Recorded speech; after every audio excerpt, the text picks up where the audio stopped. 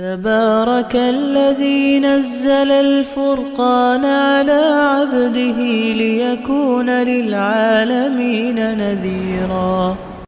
السلام علیکم ورحمۃ اللہ وبرکاتہ. الحمد للہ رب العالمین والصلاة والسلام علی اشرف الانبیاء والمرسلین نبینا محمد وعلی آلہ واصحابہ اجمعین، اما بعد. قال اللہ تعالی اعوذ باللہ من الشیطان الرجیم من حمزہ ونفخہ ونفثہ رب اوزعنی ان اشکر نعمتک التی انعمت علی وعلی والدی وان اعمل صالحا ترضاه وادخلنی برحمتک فی عبادک الصالحین. وعن ام سلمة رضی اللہ عنہ قالت كان رسول اللہ صلی اللہ علیہ وسلم بعد صلاة الفجر يدعو بهذا الدعاء اللهم إني أسألك علما نافعا ورزقا طيبا وعملا متقبلا. حدیث صحیح، او كما قال علیہ الصلاة والسلام. مسجد توحید کے ذمہ داران، محترم ذمہ داران، مکتب کے طلباء و طالبات اور محترم سامعین، بڑی خوشی ہوتی ہے جب ہم چھوٹے چھوٹے بچوں کو علم حاصل کرتے ہوئے دیکھتے ہیں. حقیقت میں اس سے پہلے فاضل مقرر حفظہ اللہ نے بات بتائی کہ ہر ایک آدمی مکتب کے مرحلے سے گزر کر ہی بڑا ہوتا ہے. مکتب الحمدللہ کیسا ہے، اس بارے میں ایک بات یاد رکھیے، العلم فی الصغر کالنقش فی الحجر. بچپن میں جو چیز ہم دیتے ہیں نا وہ پتھر میں لکیر کی طرح ہوتی ہے. اگر ہم بچپن میں ان کو اگر صحیح کر دیے، ماشاءاللہ اصلها ثابت و فرعها فی السماء، سیدھی جاتی چیز وہ. اگر بچپن میں اگر کہیں نہ کہیں کچھ کمزوری آ گئی یا جو ہے عقائد میں بگاڑ آ گیا، وہی چیز نعوذ باللہ ان کی ہلاکت کا ذریعہ بن جاتی ہے. الحمدللہ شہر حیدرآباد میں ہمارے کئی شاگرد اس وقت میدان عمل میں ہیں. جب ان کے تجربات سنتے ہیں تو الحمدللہ ہماری آنکھوں کو ٹھنڈک پہنچتی ہے. ویسے ابھی قریب کے ایک فارغ ہیں، وہ ایک اسلامک اسکول میں پڑھاتے ہیں. تجربہ بتاتا ہوں آپ کو. تو پڑھاتے ہیں تو ان کے جو ذمے ہیں توحید پڑھانا، کفر و شرک سے بچانا، بدعت و خرافات سے بچانا. وہ اسکول ایسی ہے، دوسرے مکتب فکر کے بچے بھی الحمدللہ اس میں پڑھتے ہیں. شروع میں انہوں نے کیا کیا، ذرا محبت سے، حکمت سے، پیار سے سمجھانے کی کوشش کی. تو بچے شاید وہ قبر پرست سے، بدعت و خرافات جو ہے ان کے گھروں کا ماحول تھا. جب ان کو سمجھائے تو شاید وہ بچے جا کر اپنے ماں باپ سے بتائے کہ ہمیں کفر و شرک نہیں کرنا، بدعت و خرافات میں نہیں جانا، مزاروں کو نہیں جانا. جب یہ بات بتائی گئی تو دوسرے دن پیرنٹس سیدھے جو ہے اسکول پہنچ گئے. اسکول پہنچنے کے بعد جو ہیڈ ماسٹر تھے، وہ ہیڈ مس تھے، شاید ان کو بلایا گیا اور بلا کر الحمدللہ بات کی گئی. تو استاد نے بتایا، ہاں میرے دل میں یہ خواہش تھی کہ یہ بچہ جہاں سدھر جائے تو ان کے والدین بھی سدھر جائیں. تو دیکھو، ایک اسلامک اسکول میں ایک بچے کو جب توحید کا نور ملا تو الحمدللہ اس کی روشنی سے گھر پورا الحمدللہ منور ہو گیا. کبھی سوچے بھی نہیں رہیں گے کہ فلاں آدمی میرے توحید کا جو ہے کیا بنے گا، اصلاح کا ذریعہ بنے گا. لہٰذا ہم آپ سے گزارش کرتے ہیں، ان چھوٹے چھوٹے بچوں کو معمولی نہ سمجھیں، ان کو عقیدہ ایسا گھول کر پلائیں ان کا عقیدہ حضرت اسماعیل کی طرح ہو جائے. ان کو عقیدہ ایسا گھول کر پلایا جائے کہ یہ لقمان علیہ السلام کے بچے کی طرح ہو جائیں. حضرت اسحاق کا عقیدہ کیا تھا، حضرت علی رضی اللہ عنہ کو آپ جانتے ہیں، یہی وہ بچہ ہے جو سب سے پہلے بچوں میں ایمان لایا. رسول اکرم صلی اللہ علیہ وسلم کے گھر میں رہ کر انہوں نے اپنے عقیدے کی اصلاح کی. لہذا سمجھ میں آیا کہ بچپن میں اپنے بچوں کو سب سے پہلے جس بات کی طرح ہم توجہ دلائیں وہ عقیدہ توحید ہے. آج ماں باپ کو دیکھتے ہیں اپنے بچوں کو first standard, second, LKG، UKG میں لاکھوں روپے، ہزاروں روپے دے کر بڑے بڑے اسکولوں میں ہم چھوڑتے ہیں. لیکن ہوتا کیا ہے، ہوتا یہ ہے کہ ان کے عقیدے پر حملہ ہوتا ہے. میں آپ کو بتاتا ہوں، آپ دیکھیں بچپن میں سب سے پہلے بچہ پیدا ہوتا ہے تو اس کے کان میں اذان دی جاتی ہے، دی جاتی ہے. اگرچہ حدیث ضعیف ہے مگر علامہ ابن القیم رحمہ اللہ کہتے ہیں امت کا تواتر سے عمل ہے. اذان دینے والے کو ہم جو ہے بدعتی نہیں کہہ سکتے اور اذان چھوڑنے والے کو تارک سنت بھی نہیں کہہ سکتے. اگر آپ کو پسند ہے تو دیجیے، اگر آپ کو پسند نہیں تو چھوڑ دیجیے۔ اذان دینے کی حکمت کیا ہے؟ ابن القیم رحمہ اللہ تحفۃ المولود کتاب ہے، اس میں لکھتے ہیں سب سے پہلے بچے کے کان میں اللہ اکبر کی جو ہے آواز پہنچتی ہے، اس کے عقیدے کو صحیح کیا جاتا ہے۔ دیکھیے سب سے پہلے دنیا میں آئے کان میں عقیدہ توحید پڑا۔ آپ صلی اللہ علیہ وسلم نے فرمایا من کان آخر کلامہ لا الہ الا اللہ دخل الجنہ، دنیا سے جاتے ہوئے اگر آپ جو ہے لا الہ الا اللہ پڑھتے ہوئے جائیں گے تو جنت میں جائیں گے۔ اس کا لوگوں نے بڑا غلط مطلب سمجھا، پوری زندگی کفر و شرک کی دلدل میں گزار دیے، مرنے سے 2 منٹ پہلے لا الہ الا اللہ پڑھ لے جنت پہ جاتا، ایسا مطلب نہیں ہے اس کا۔ بولتے ابن القیم رحمہ اللہ دنیا میں آئے تو لا الہ الا اللہ، دنیا سے جاتے ہوئے لا الہ الا اللہ، ان دونوں کے گیپ میں ہمیں اس کلمے کے تقاضوں کو پورا کرنے کے لیے اللہ نے ہمیں زندہ رکھا ہے۔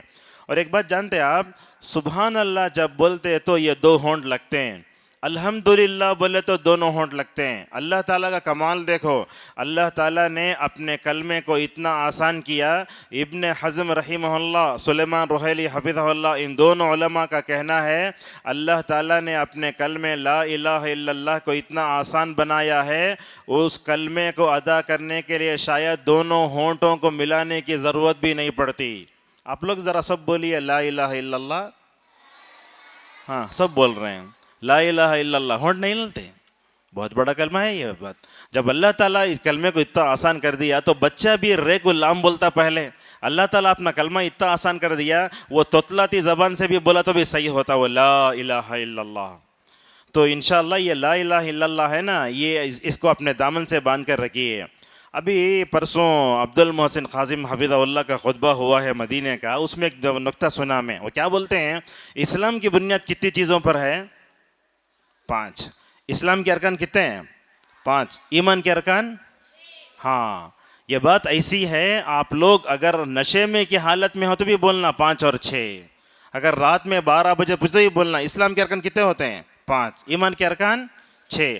حضرت عبداللہ ابن عمر رضی اللہ عنہما کہتے ہیں کہ رسول اکرم صلی اللہ علیہ وسلم نے فرمایا اسلام کی بنیاد 5 چیزوں پر ہے۔ سب سے پہلے کیا ہے اس میں؟ ایک اللہ کو ماننا، اسی میں ہے کہ ہم نبی پر ایمان بھی لائیں۔ سب سے پہلے شہادتین کا ذکر ہے، اس کے بعد کس کا ذکر ہے؟ نماز پڑھنا، روزہ رکھنا، زکوٰۃ دینا اور حج کرنا۔ یہ کیوں ارکان اسلام سے پہلے اس کا تذکرہ ہوا ہے؟ کیا بولتے عبد المحسن خازم حفظہ اللہ، یہ لا الہ الا اللہ ایسا کلمہ ہے جو کبھی بندے سے جدا ہی نہیں ہوتا۔ جب پیدا ہوا تو بھی ساتھ میں رہا، جب قبر میں گئے تو بھی سب سے پہلا سوال کیا ہے؟ من ربک کا کیا جواب ہے اس کا؟ کیا جواب ہے من ربک کا؟ تمہارا رب کون ہے؟ جواب کیا دینا ہے؟ ربی اللہ، میرا رب کیا ہے؟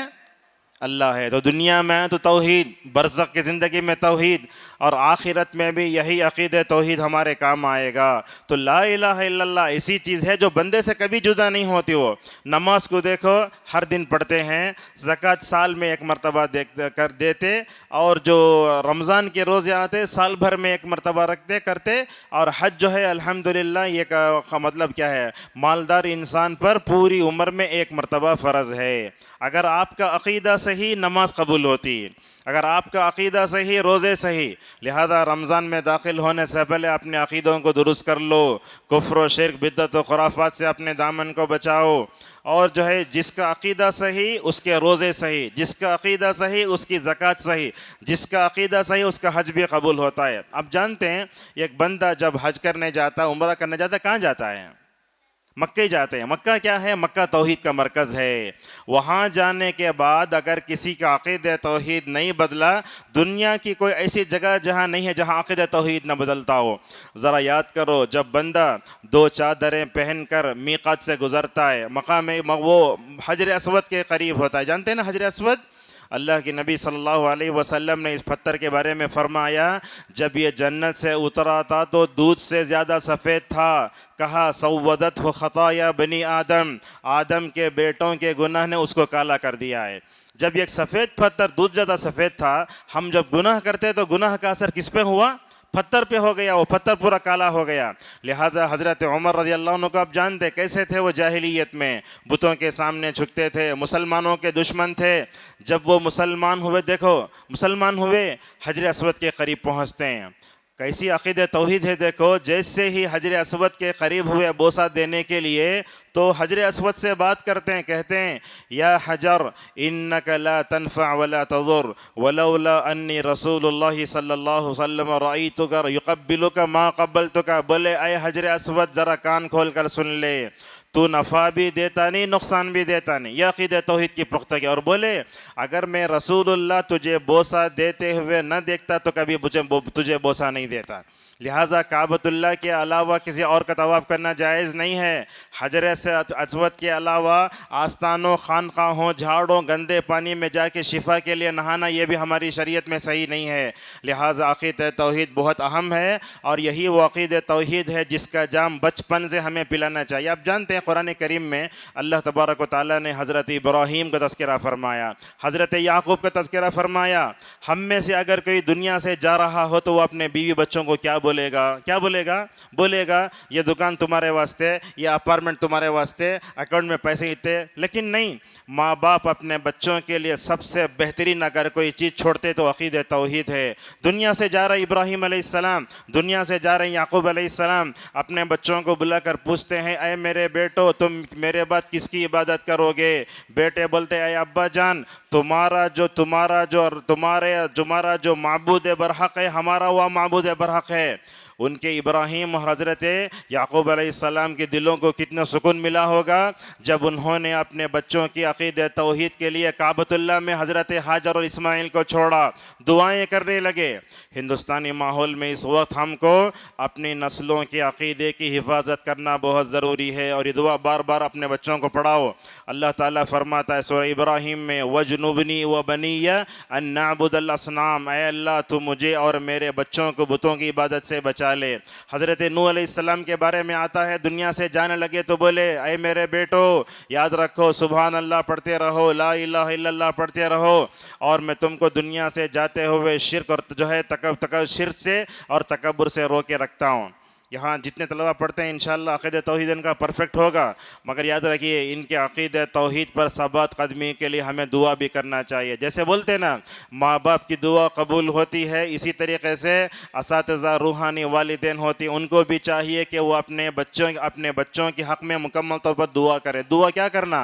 اے اللہ ان کو توحید پر ثابت قدم رکھ، ان کو کفر و شرک سے بچنے کی توفیق دے، اور کفر و شرک کی طرف لے جانے والے جتنے راستے ان تمام راستوں سے ان کو بچا کر رکھے.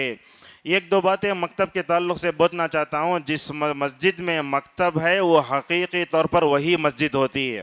جس مسجد میں مکتب کا اہتمام نہ ہوتا، بچوں کی تعلیم و تعلم کے لیے انتظام نہیں ہوتا، بولتے وہ مسجد نہیں ہے. الحمدللہ یہ مسجد توحید حسن نگر کی ہے. شروع سے یہاں کے ذمہ داران، علماء، سب جو عقید توحید کی فکر رکھنے والے، بچوں کو نار جہنم سے بچانے کی کوشش کرنے والے ایک لگے ہوئے ہیں. جیسے اس سے پہلے فاضل مقرر نے بھی کہا ذمہ داروں کو چاہیے کہ وہ اپنے آنے والے بچوں کے ساتھ نرمی کا، محبت کا معاملہ کریں. عموماً ایسے ہوتا ہے حفظ میں پڑھانے والے اساتذہ پہلے بچوں کو بہت مارتے تھے، اس لیے بچے حفظ میں نہیں جاتے تھے. اور ہماری بدقسمتی یہ ہے کون تو بھی مکتب میں پڑھنے والا استاد کسی بچے کو مارا تو وہ ویڈیو وائرل کرتے رہتے، اسے نہیں کرنا. ہو یہ بہت بڑی غلطی ہے یہ، اس لیے کہ اگر بچے کے اندر اگر ڈر بیٹھ گیا تو نہیں آتے. مجھے خود معلوم ہے، میری خود پوری 5 بہنیں ہیں، میں ان میں سے تقریباً میں چھٹا ہوں، تو مجھے اپنے بہنوں کے ساتھ مکتب بھیجے. وہ پتہ نہیں سلمہ رزقہ جربہ شاید میرا سبق تھا، وہ استاد ایسے مارا میں لڑک گیا نیچے. لیکن وہ ڈر جو بیٹھا، میں اپنے والدین سے آ کر بولا میں کل سے مکتب نہیں جاتا. اب مکتب تو گیا نہیں میں، اللہ میرے والدین کی مغفرت فرمائے، انہوں نے الحمدللہ گھر میں ایسا ماحول پیدا کیا، ایسے وسائل آئے کہ میں مکتب کی تعلیم کے بغیر بھی الحمدللہ جب ففth پڑھ رہا تھا الحمدللہ پورا میرا ناظر قرآن مکمل ہو گیا. میں مکتب کیوں نہیں گیا؟ وہ ڈر کی وجہ سے. لہٰذا یہ بات یاد رکھیں آپ، بچوں کے ساتھ رحم دلانا معاملہ کرنا بہت ضروری ہے. اور یہ مکتب میں بچے بچیاں پڑھتے نا، ان دونوں کے ساتھ تربیت کا انداز بھی الگ الگ ہوتا ہے. ہم کیا کرتے گھر میں بچے بچیاں رہے تو دونوں کو ایک ہی ساتھ ملا کے بیلاں گایاں کے سگا بھگاتے، ان کو نہیں کرنا چاہیے. بچے کا مزاج الگ ہوتا ہے، بچے کا مزاج الگ ہوتا ہے. بچے کو آپ کتنا بھی مار لو بات الگ ہے، لیکن بچی کو اگر آپ ہاتھ لگائے کچھ بھی کرے تو کیا کرتی ہے آج کل کے معمولی طور پر بچی بولے تو روم میں جا کے دروازہ بند کر لیتی. یہ ہوتا ہے. اگر زیادہ وہ لوگ شارٹس وغیرہ دیکھ رہے تو کیا کرتے اللہ حفاظت فرمائے سوسائڈ کر لیتے. لہٰذا بچیوں کے ساتھ معاملہ نرمی والا ہونا چاہیے. دیکھو رسول اکرم صلی اللہ علیہ وسلم کو شاید اپنے نواسے کے ساتھ جا رہے تھے, کھجور نیچے گرا ہوا تھا, انہوں اٹھا کر کھانے لگے. آپ نے فرمایا تھوکو تھوکو. محمد صلی اللہ علیہ وسلم کے خاندان کے لیے صدقے کا مال کھانا جائز نہیں ہے. وہ شاید نبی کی جگہ دوسرا ہوتا تو کیا کرتا, کھجور کھاتا, دلندر ایسا مارتے, انہیں بھی نیچے گر جاتا, کھجور بھی نیچے گر جاتا, ایسا کرتے.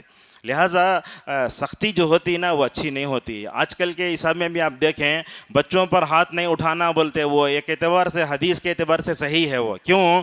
اس لیے کہ علامہ البانی رحمہ اللہ کہتے ہیں کہ رسول اکرم صلی اللہ علیہ وسلم کے گھر میں یہ کوڑا لٹکتا تھا, بیلٹ. زندگی بھر آپ ہاتھ ہی نہیں لگائے, جسے بولتے آنکھوں کا ڈر, وہ رکھیے آپ. لہٰذا اللہ کے نبی صلی اللہ علیہ وسلم نے اپنے زندگی میں نہ کسی بیوی کو مارا اور نہ آپ صلی اللہ علیہ وسلم نے کسی پر ہاتھ اٹھایا. لہٰذا آپ بچیوں کو پڑھاتے ہیں تو ان کے اندر اللہ تعالیٰ نے فرق رکھا ہے. کیا فرق ہے؟ دلیل کیا اس کی؟ آپ دلیل دیکھیں. وَاللَّيْلِ إِذَا يَغْشَى وَالنَّهَارِ إِذَا تَجَلَّى وَمَا خَلَقَ الذَّكَرَ وَالْأُنثَى إِنَّ سَعْيَكُمْ لَشَتَّى. دن اور رات میں فرق ہے نہیں ہے؟ دن اور رات میں جو فرق ہے وہی میل اور فیمیل میں ہے. اللہ فرماتا ہے کہ دن کا کام اپنا ہے اور رات کا کام اپنا ہے, اس طرح میل فیمیل کا کام بھی الگ ہے. کہا ان سعیکم لشتى. لہٰذا بچوں کو جب آپ ڈراتے ہیں, کچھ بھی کرتے ہیں تو آپ جو ہے محبت سے بولیں, لیکن لڑکیوں کو جب آپ پالتے ہیں تو کیا کرنا؟ علامہ نووی رحمہ اللہ کہتے ہیں لڑکیاں آزمائش بھی ہوتی ہیں, نعمت بھی ہوتی ہیں, لہٰذا ان کو سنبھالتے ہوئے نرمی سے ہی آگے بڑھانا چاہیے. خصوصاً ہم دیکھتے ہیں کہ اساتذہ اور معلمات جب بچوں سے نمٹتے نا, ان کے الفاظ اچھے نہیں ہوتے, شائستہ زبان نہیں ہوتی, ایسے الفاظ سے ان سے خطاب کرتے ہیں کہ ان کا دل ٹوٹ جاتا ہے. نہیں کرنا چاہیے. دیکھو رسول اکرم صلی اللہ علیہ وسلم کو آپ نے شاید کسی بچے کو, آپ نے اپنی بیوی, کسی عورت کو آپ نے کبھی دل نہیں دکھایا, بلکہ اللہ کے نبی صلی اللہ علیہ وسلم کیسے کرتے دیکھو. بولتے حضرت انس رضی اللہ عنہ, اللہ کے نبی مجھے کوئی چیز لانے کے لیے بھیجے, میں وہ چیز لانے گیا نہیں, مدینے کے گلیوں میں بچوں کے ساتھ کھیل رہا ہوں میں. اگر ہمیں ہوتا تو کیا بولتے, تجھے یہ چیز لانے بھیجا, دکان جا تو یہ کھیلنے کو ہے تو؟ اللہ کے نبی کبھی نہیں بولے. اللہ اکبر. کیا اللہ کے نبی کے اخلاق تھے. دیکھو آپ صلی اللہ علیہ وسلم بولتے, حضرت انس رضی اللہ عنہ, مدینے کی گلیوں میں کھیلتا ہوتا تو اللہ کے نبی سلام بھی کرتے تھے. اور آج کل کے بچوں کے لیے سب سے بڑا جو فتنہ موبائل کا فتنہ ہے, اس پر بولنا بہت ضروری ہے. ہمارے بچے بھی کیا کرتے ہیں, جب تک موبائل لیتے کھانا نہیں کھاتے. یہ موبائل ہے نا, یہ ہماری ضرورت ہے, سر پہ نک کو چڑھاؤ اسے. موبائل کیا ہے؟ ضرورت ہے. کیوں ہے؟ یہ آئی فون لینا, بڑا ہے نا, بار بار چینج کرتے رہنا, یہ ماں باپ بھی زیادہ استعمال کر کے اپنے بچوں سے تربیت سے بھی غافل ہو جا رہے ہیں. ہمارے بچے کیا کر رہے ہیں, وہ موبائل لے لیتے ہیں ماں باپ کے پاس سے. اب یہاں دیکھیے میں آپ کو بتاتا ہوں, تنہائی میں لے جا کے ایسا دیکھتے رہتے, دور ہٹو ذرا, ابا کو بولتے, امی کو بولتے ذرا دور جاؤ, ذرا ایک چیز دیکھ لے کو. میں وہ کیا چیز دیکھتے, میں مسجد کے اس پاکیزہ ماحول کو گندا کرنا نہیں چاہتا. میں ان کو جو چیز 18 سال میں دیکھنا, ہمارا بچہ 2 سال میں دیکھ رہا ہو, یہ صورت حال ہے. اب بچے بھی کرتے کیا ہیں, دیکھنے کے بعد ہسٹری میں جا کے ڈیلیٹ کر کے لا کے ڈالتے ہیں. اچھا, اب بچوں کی اس موقع پر ایمانی تربیت کرنا کیسے؟ اگر یہ سیکھنا چاہتے ہو تو لقمان علیہ السلام کی تربیت کو پڑھو. اپنے بیٹے سے بولے, اے میرے بیٹے, اللہ کے ساتھ کبھی شرک نہ کرنا, شرک کرنا ظلم ہے. دیکھو کیا بولے, یا بنی انہا ان تک مثقال حبۃ. دیکھو رائی کے دانے کے برابر بھی اگر کوئی زمین و آسمان میں ہے, اللہ تعالیٰ اس کو لے کر آئے گا. یاد رکھو, تنہائی کے گناہ بہت ہو رہے ہیں. ہمارے گھروں میں وائی فائی ہے, ہم اپنے بچوں کی شرارت سے نجات پانے کے لیے ان کے ہاتھ میں موبائل دے دیتے ہیں, بچپن ہی سے تنہائی کی گناہ میں پڑ جاتے ہیں. ہسٹری ڈیلیٹ کر کے لا دے تو کیا کرنا, ان سے بولنا یاد رکھو جہاں کہیں تم جا رہے ہو اللہ تعالیٰ تمہارے ساتھ ہے. اب شاید اس مسجد میں وہ CCTV کیمرے ہیں, دیکھو کیمرے لگے تو ہمیں ڈر ہوتا, وہ کون تو بھی آئے تو موزن صاحب, امام صاحب بولتے CCTV کیمرہ لگ کے ذرا آرام سے رہو. بولتے دیکھو, بولتے جب انسان کے بنائے ہوئے CCTV کیمرے سے اتنا ڈر ہے تو ہمیں اللہ کے علم سے کیوں ڈر نہیں ہے. اور اپنے بچوں کو بولنا یاد رکھو, اگر تمہیں موبائل میں ہسٹری ڈیلیٹ کرتے, لیکن یاد رکھو وہ تمہارے نام عام میں ڈیلیٹ نہیں ہوتا.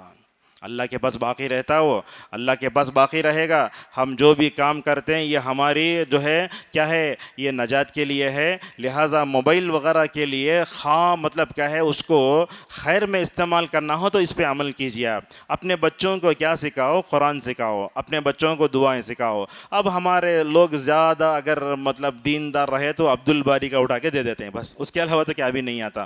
قرآن سیکھنا، سکھانا، دعائیں سیکھنا. اور رمضان بھی آ رہا ہے، موبائل سے قرآن بھی پڑھ سکتے ہیں آپ. اور شاید خواتین بھی ہیں یہاں جن خواتین کو حیض و نفاس کی وجہ سے قرآن پڑھنا نہیں ہوتا ہے رمضان میں، رمضان کے آخری عشرے میں، تو اس بارے میں علماء نے فتویٰ دیا ہے وہ قرآن کو ہاتھ تو نہیں لگا سکتے نا حالت حیض میں. لہٰذا کہا گیا موبائل میں جو ایپ ہوتا ہے قرآن کا اس میں سے پڑھ لے سکتے ہیں ماشاء اللہ. تو اس طریقے سے ہم اس موبائل کا صحیح استعمال کر سکتے ہیں. جب رمضان کا رات ہوتی ہے تو اس میں کھانے پینے کے بعد مکہ مدینے کی تلاوت دیکھنا، تراویح دیکھنا، ان سب سے الحمدللہ ہم خیر کے لیے استعمال کر سکتے ہیں. بہرحال مجھے وقت 1 سوا تک دیا گیا تھا، کچھ بات آگے بڑھی تو درس لمبا ہو گیا. اسی پر اپنی بات کو روکتے ہوئے کہنا یہ ہے کہ مکتب کیا ہے، یہ اصل میں ہمارے جو ہے معاشرے کی بنیادی ضرورت ہے. مکتب کو چلانا چاہیے. مکتب میں پڑھانے والے اساتذہ کی عزت بھی ہونا، بھرپور تنخواہ بھی دینا، اور اپنے بچوں کو پڑھانے کے لیے مستقل اگر نصاب ہو تو بھی بہت ضروری. پتہ نہیں ہے کیا نصاب ہے، میں تو نہیں جانتا، لیکن اپنے بچوں کی تعلیم و تربیت کے لیے صحیح منہج، صحیح دعائیں، ضعیف چیزیں سے بچا کر کے، انبیاء کے قصے سنا کر کے، اور اسی طریقے سے نبی کی سیرت پڑھا کر کے، اور اپنے بچوں کو جو ہے اسماء حسنہ صحیح کیا کیا ہوتے ہیں وہ سکھا کر کے، اور ساتھ میں اپنے بچوں کو ادب بھی سکھاؤ، اخلاق بھی سکھاؤ. اس کی بہت بڑی ضرورت ہے. اللہ تبارک و تعالیٰ سے ہماری دعا ہے مسجد توحید میں جو مکتب چلتا ہے اللہ تعالیٰ اس مکتب کو قبول فرمائے. ذمہ داروں کو اللہ تعالیٰ مزید حوصلہ عطا فرمائے. جو بچے بچیاں یہاں پڑھ رہے ہیں اللہ تعالیٰ ان کے مستقبل کو خوب سنوارے، اور جو علم حاصل کر رہے ہیں اللہ تعالیٰ ان کو علم کے ساتھ عمل صالح کی توفیق عطا فرمائے. آپ لوگوں نے میری بات سنی، اس پر میں مسجد کے اور مکتب کے ذمہ داروں کا، تمام علماء کا شکریہ ادا کرتے ہوئے اپنی جگہ لیتا ہوں. وآخر دعوانا ان الحمد للہ رب العالمین.